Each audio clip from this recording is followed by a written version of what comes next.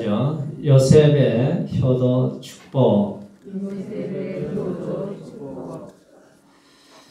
자, 성경은 십계명 중에서 부모 공경에 대한 것은 축복으로 말씀을 하셨어요. 내 부모를 공경하라. 그리하면 네가 땅에서 잘되고 장수하리라고 했습니다. 그래서 이 자녀들은 부모님에 대해서 어떻게 해야 하느냐. 잠언서 23장에도 보면은 내 부모를 즐겁게 하며 너 낳은 어미를 기쁘게 하라. 그렇게 부모를 효도하는 것은 우리가 이 땅에서 살아가는 삶에 있어서 가장 큰 축복이 된다는 것을 말씀을 하고 있습니다.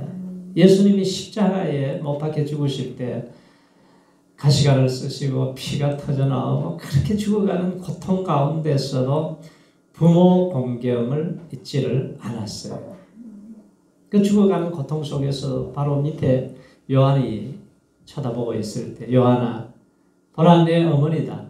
네가 평생을 잘 모셔야 된다. 자, 이 말씀에 순종했을 때에 이 요한이 최고의 장수의 제자들 중에서 축복을 누리죠. 그리고 하늘의 신령한 지혜를 얻게 됩니다. 자, 반면에 우리가 부모에게 불효를 할 때에도 하나님이 말씀을 많이 하셨어요. 아비를 조롱하며 어미 순종하기를 싫어하는 자의 눈은 골짜기의 까마귀에게 쪼이고 독수리 새끼에게 먹히리라 그랬습니다. 신명기 21장에도 보면 이 자식은 완악하고 패역하여 우리 말을 순종치 아니하여 방탕하며 술에 잠긴 자라 하거든. 우리 말을 순종치 아니할 때에 모든 성읍의 사람들이 그를 돌로 쳐 죽일지니 악을 제하라 그랬습니다. 그러니까 부모에게 불순종하면은 독수리가 날아오고 까마귀가 쪼이고, 그리고 이 구약 시대는 좀 엄격했어요. 왜? 악한 행동을 통해서 이것을 제거해야 되기 때문에 심지어는 돌로 쳐서 죽일지니라 이렇게까지 말씀을 하셨습니다.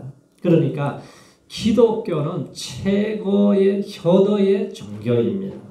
그래서 믿음이 들어가면은 가정을 건강하게 만들게 되어 있어요. 그리고 이 인생을 행복하게 살아가는 길로 인도함을 받게 됩니다.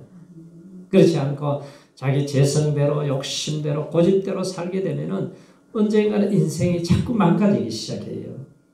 그래서 우리 부모님들은 연세가 드시면은 자꾸 귀가 어두워져요. 그리고 기억력도 자꾸 상실이 됩니다. 말씀하신 것을 금방 또 잊어버려요. 걷는 것도 힘들고 이 마음에는 두려움이 있습니다. 그래서 부모님의 말씀을 잘 듣는 것, 이게 효도예요. 그리고 돌봐드리면서 보살펴드리는 것이 이게 효도입니다. 지금은 천국 가신 항수관 박사님이 아버지와 아들이 가치에 대한 얘기를 했어요. 아버지가 이제 83세가 되었습니다. 그 아들이 53세가 되었어요. 그래서 아버지가 자꾸 한번 얘기하면 잊어버려요. 그래서 아들아 저게 뭐냐 그랬더니 가치예요. 조금 있다가 잊어버리고 또 물어보는 거예요. 저게 뭐냐? 그러게 가치예요. 또 물어보는 거예요. 아버지 저게 뭐예요? 조금 아까 가치라고 그랬잖아요. 조금 이따 또 물어보시는 거예요. 야 저게 뭐냐? 그랬더니 이 아들이 말이죠. 버럭 화를 내면서 아니 아까 가치라고 말했잖아요. 소리를 질러대는 거예요. 그랬더니 아버지가 좀 서러워서 방에 들어가시더니 일기장을 꺼내가지고 왔어요. 일기장을 꺼내가지고 이렇게 읽는데 아들이 3살 때 일기를 쓴 거예요. 대청마루에 앉아있는데 뭐가 날아오니까 아빠 저게 뭐예요? 가치다 그랬어요. 다시 또 물어보니까 저게 가치야. 가치. 무려 23번을 물어보는데 아버지는 너무 아들이 사랑스러워서 귀여워서 끌어안아주면서 저게 가치란다 그러셨다는 거예요. 아버지는 23번을 계속해서 대답을 해주는데 이 아들놈은 3번 물어봤다고 버럭 화를 냈다는 거예요. 그래서 우리가 내 모습은 어떤지 한번 생각을 해보게 됩니다. 자, 오늘 이 성경에는 효자 요셉에 대한 말씀입니다. 자, 요셉은 아버지의 사랑을 많이 받았어요. 채색 옷을 입고 그렇게 살아가는데 어느 날 아버지가 심부름을 시킵니다. 야, 세겜 땅에 지금 형들이 양을 치고 있는데 너가 가서 먹을 것도 좀 갖다 주고 안부를 좀 보고 오너라. 그랬더니 세겜이라는 땅은 헤브론에서 거리가 얼마나 되냐면은 100km가 돼요. 100km. 여기서 천안까지 가는 거리. 걸어서 천안까지 갔다 오라는 거예요. 그런데 아버지의 말씀이 떨어지자마자 요셉의 반응을 보면 네, 그리하겠습니다. 순종을 해요. 요즘 아이들에게 만약에 저 천안까지 가서 형들 안부 좀 물어보고 오라 그러면은 거기에 네, 그리하겠습니다 할 자녀들이 얼마나 될지 좀 궁금하지요. 그런데 요셉이 갔어요. 갔는데 형들이 안 보이는 거예요. 사람들에게 물어봤더니 지금 도단으로 갔다는 거예요. 거기까지는 몇 킬로냐면 30km예요. 30km. 30km면은 여의도 왕복거리잖아요. 거기까지 또 쫓아갔습니다. 형들이 보이니까 좋아가지고 가는데 형들이 뭐라 그러냐면 야, 저기 꿈꾸는 놈 온다. 꿈꾸는 놈 저 요셉이 온다. 저놈을 아주 죽여버리죠. 그러더니 왔더니 말이죠. 구덩이에 던져가지고 이거 죽이려고 하는 거예요. 만약에 물이 있었으면 죽었습니다. 그럼 마침 물이 없어서 죽지는 않았는데 형님들 왜 이러세요? 지금 아버지 안부를 빨리 가서 전해줘야 된다고 살려달라고 애걸복걸 해도 형들은 음식을 먹으면서 희닥거리면서 그러다 결국 이스마엘 상인에게 돈을 받고 팔아버렸습니다. 인신매매단 같잖아요. 요셉이 종으로 팔려가서 13년 동안 종살이를 하는데 하나님이 뭐라 그러냐면 하나님이 함께 하심으로 요셉아 너는 형통한 자다 그래요. 보디발의 집에서 노예 생활을 하는데 하나님이 지혜를 주시고 은혜를 베풀어 주셔서 가정 총무가 되잖아요. 그런데 보디발의 아내 유혹으로 뿌리치고 도망을 쳤음에도 불구하고 누명을 뒤집어 쓰고 또 감옥에 들어갑니다. 감옥에 가 있는데도 하나님 뭐라 그러냐면 하나님이 너와 함께 하심으로 너는 형통한 자다 그래요. 술 맡은 가는장이 어느 날 보니까 근심배치에 너무너무 깊이 고민을 하고 있어요.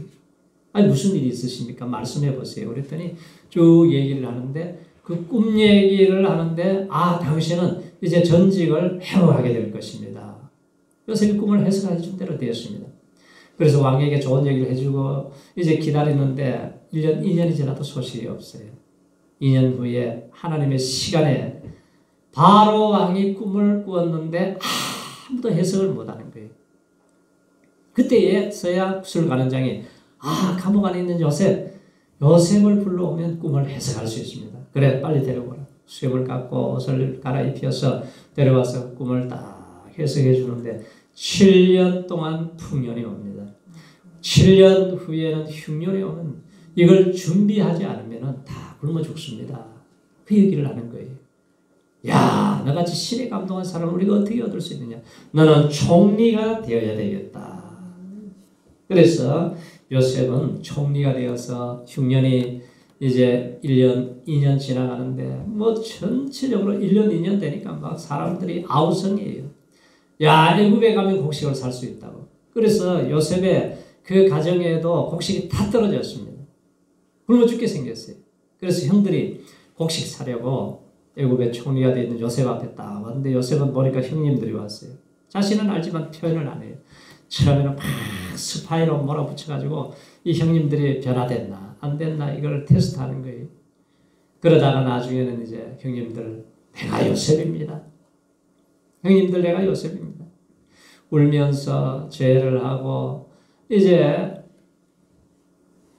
고향의 안부를 물어봤더니 아버지가 아직도 살아 계시다는 거예요. 그래서 그러면은 고센 땅으로 모시고 오십시오. 내가 여러분들 가족들 모두를 내가 평생 내가 잘 모시겠습니다. 아버지를 내가 봉양해야 되겠습니다. 그래서 오늘 성경에는 이제 아버지를 모시고 오는 효도가 뭐냐면은 부모님을 가까이 모시는 것이 이게 효도예요. 요셉은 지금 22년 동안 헤어져 있었어요. 그렇게 가족들이 보고 싶었지만 볼 수가 없었잖아요. 그런데 이제 아버지를 모시고 와서 이제 봉양을 하게 됐는데 이제 흉년이 아직도 5년이 남았기 때문에 그냥 두면 다 죽게 생겼습니다. 그래서 아버지를 잘 모시고 왔어요. 그래서 이 형님들과 이 온 가족들을 이제 모시고 와서 이제 살게 하기 위해서 수레에다가 그 필요한 양식들 귀중한 것을 쫙 보냈습니다. 집에 가가지고 형들이 아버지 요셉이 애굽의 총리가 되었습니다. 이 말을 믿지를 못하는 거예요. 믿을 수가 없죠. 그 전에 요셉을 심부름 보냈을 때에 짐승이 잡아먹었다고 채색옷에 피를 묻혀가지고 내가 본 것이 아직도 눈에 선한데 아니 요셉이 어떻게 살았을 수 있겠느냐 믿지를 않아요. 그런데 요셉이 살아있다고 하나님의 축복을 받아 성공했다는 그 소식을 들으면서 기쁨이 솟아나는데 수레를 보고서야 그때서야 믿기를 시작한 거예요. 그래서 45장에 보면은 그들이 또 요셉이 자기들에게 부탁한 모든 말로 그 아비에게 고하매 그 아비 야곱이 요셉의 자기를 태우려고 보낸 수레를 보고야 기운이 소생한지라. 이스라엘이 가로되 조카도다 내 아들 요셉이 지금까지 살았으니 내가 죽기 전에 가서 그를 보내라. 이렇게 죽어가는 사람도 아들이 살아있고 애굽의 총리가 됐다는 소식을 들으니까 새로운 힘이 소생하게 된 거예요. 그래 애굽에 와서 아들을 만나는 기쁨에 대해서 오늘 30절에 보세요. 30절 말씀에 보면은 뭐라고 말씀하시는가? 시작. 이스라엘이 요셉에게 이르되 네가 지금까지 살아있고 내가 내 얼굴을 보았으니 지금 죽어도 가하도다. 자, 아들을 만나는 기쁨의 표현이 이 야곱의 말씀 속에는 너무도 아주 구구절절히 담겨 있습니다. 이것이 바로 우리 자녀들이 부모가 무엇을 가장 기뻐하는지 깨닫게 하고 이런 기쁨을 부모님께 드리는 것이 가장 귀한 효도가 된다는 것이죠. 자, 물론 물질이나 우리가 귀한 선물을 드리는 것도 중요하지만 부모님의 얼굴을 자주 찾아뵙는 것이 큰 효도라는 거예요. 우리가 찾아갈 수 없으면 자주 전화라도 드리고 관심을 묻고 또 우리 손주 손녀들의 얼굴을 볼 수 있도록 해드리는 것이 이것이 효도라는 거예요. 현풍 박씨 가문에 예수 잘 믿는 며느리가 그 집에 들어왔어요. 아주 성실하게 잘 섬깁니다. 부모님들을.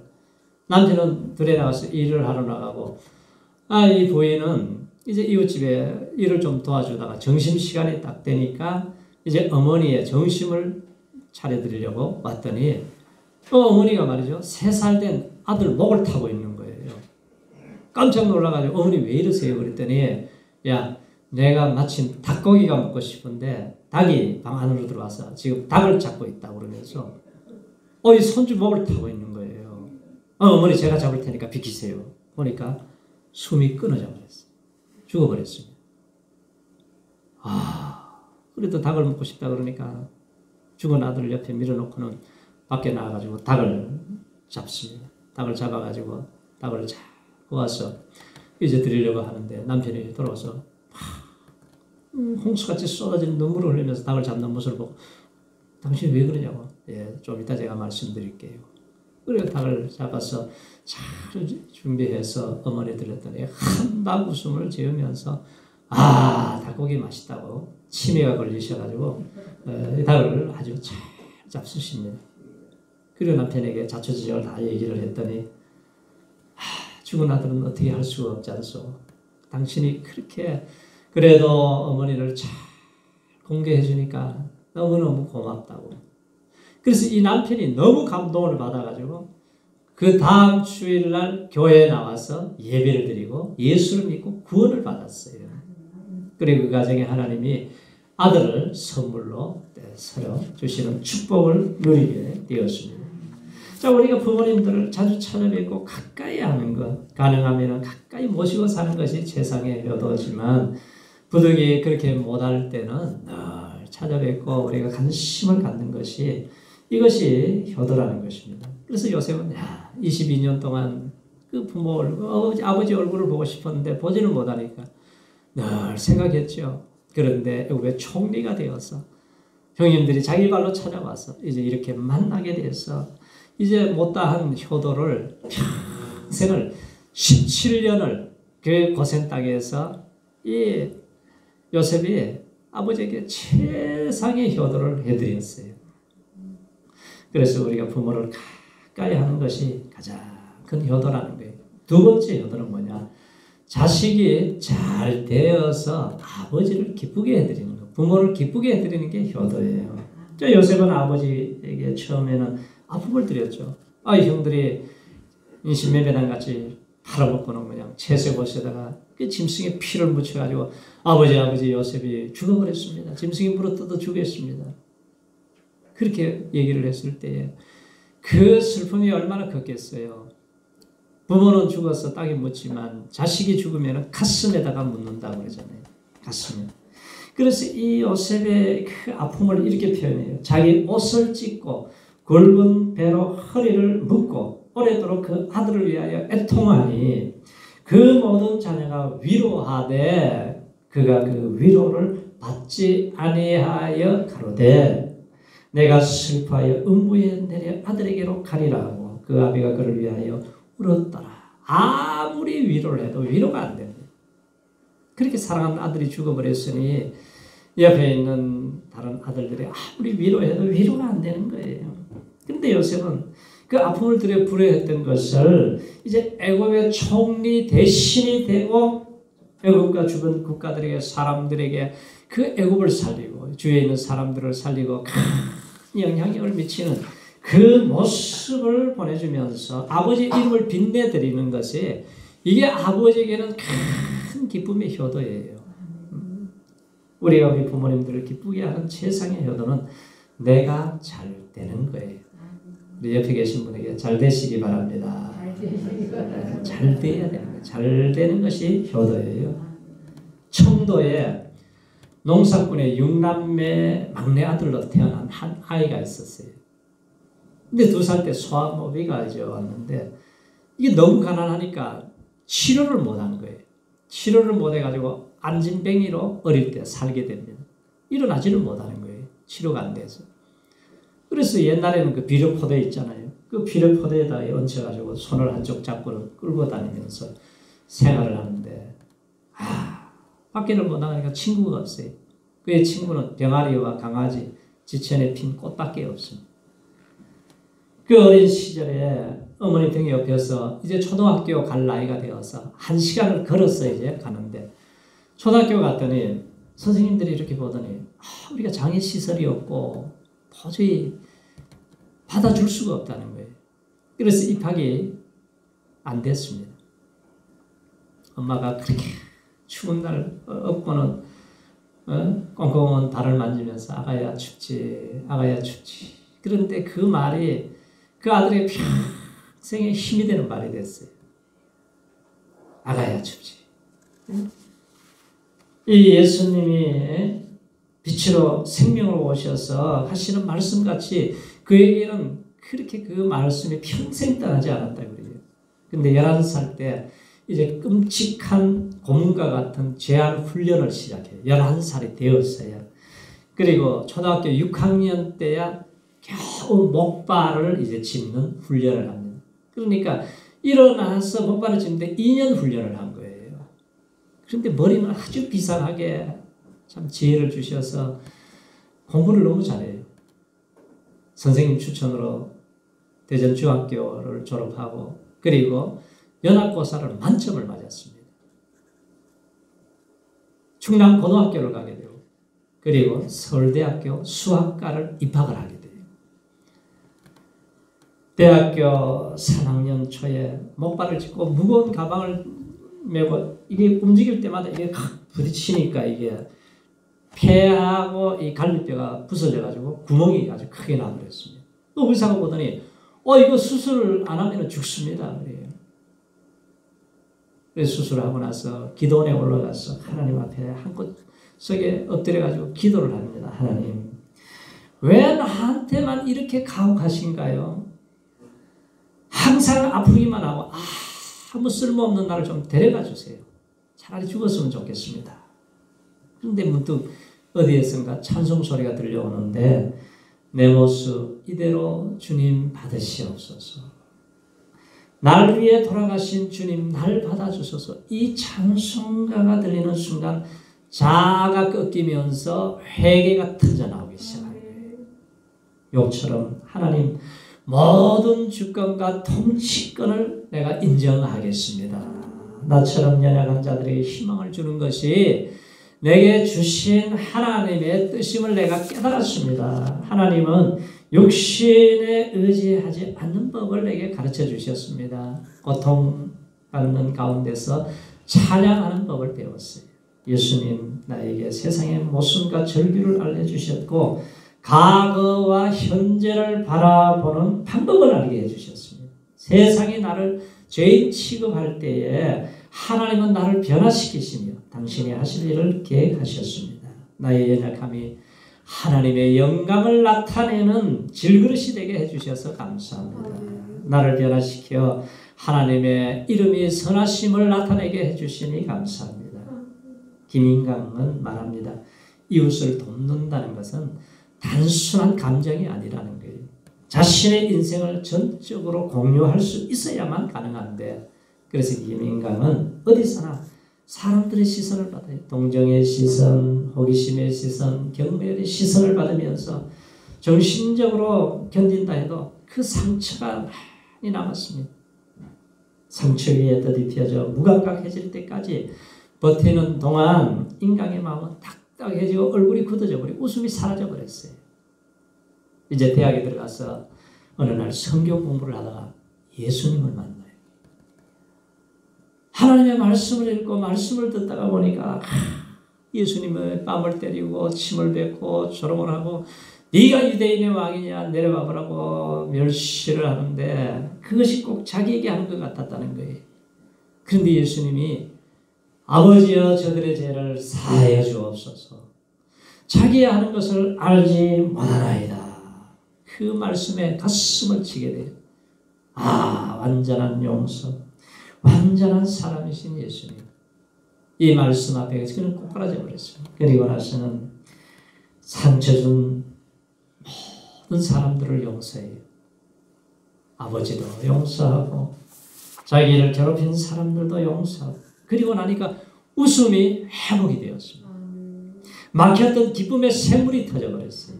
TV가 켜져 있는데 밥상 위에서 공부를 하는데 그가 서울대학교 수학과를 졸업하고 미국에 유학을 가요. 버클리 대학을 가서 유학을 했습니다. 그래서 카이스트 서울대 교수가 돼요.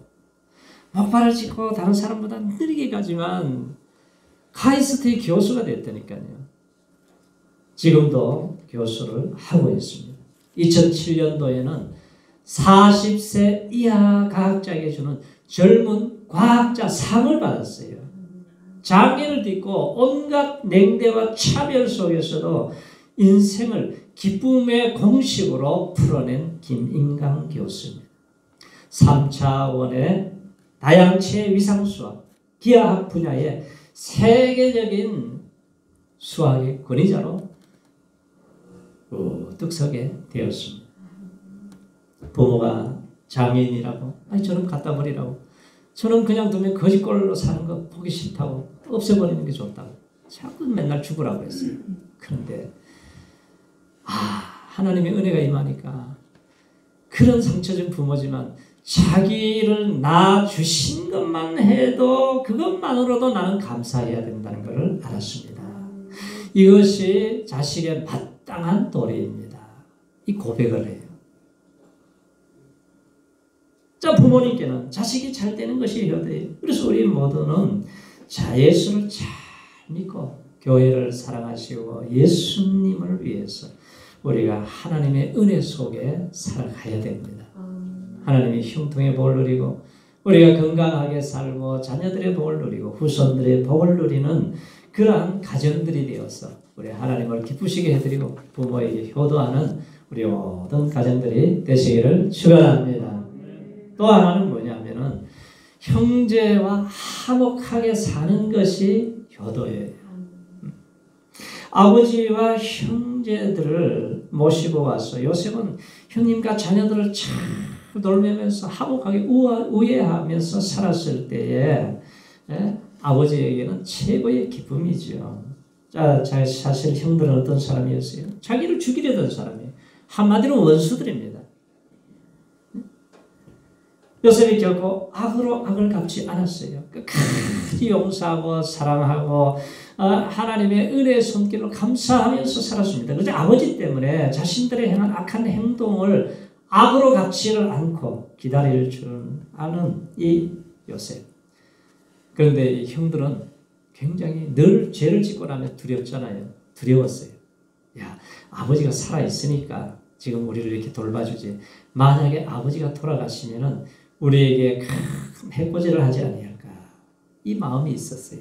만약에 요셉이 그 상처난 마음을 가지고 시간마다 그냥 쏘아대고 형님들 내가 130km 걸어갔을 때 나를 죽이려고 했죠. 구덩이에 던졌잖아요. 내가 아우성 치면서 살려달라고 할 때에 희닥거리면서 웃었지. 너희들도 맛 좀 봐야지. 그러면 집안이 아주 그냥 막 싸움터가 되면은 부모 마음이 찢어지는 거죠. 고통을 주는 거예요. 그런데 요셉은 한마디 그런 말 안 해요. 형님들, 나를 애굽에 파는 거 형님들이 판 거 아니에요. 하나님이 보내신 거예요. 하나님이 우리 가족을 구원하시기 위해서, 하나님이 우리를 살리시기 위해서 보내주신 거예요. 형님들 걱정하지 마세요. 그런데 형님들이 나중에 뭐라 그러냐면은 아버지가 이런 말을 하셨다 그러는 거예요. 내게 악을 행했을지라도 이제 바라는데 허물과 죄를 용서하라 하셨다고 동생에게 전하면서 우리의 죄를 용서해 주세요. 이렇게 얘기하니까 요셉이 울어버립니다. 자기는 친정으로 용서를 하고 사랑하고 있는데도 형들이 이렇게 얘기를 하니까 너무너무 안타까워서 우는 거예요. 그래서 형들이 아버지가 죽고 난 다음에 보복이 너무너무 두려운 거예요. 그랬더니 요셉이 뭐라고 해요? 내가 하나님을 내가 대신할 수 있습니까? 걱정하지 마세요.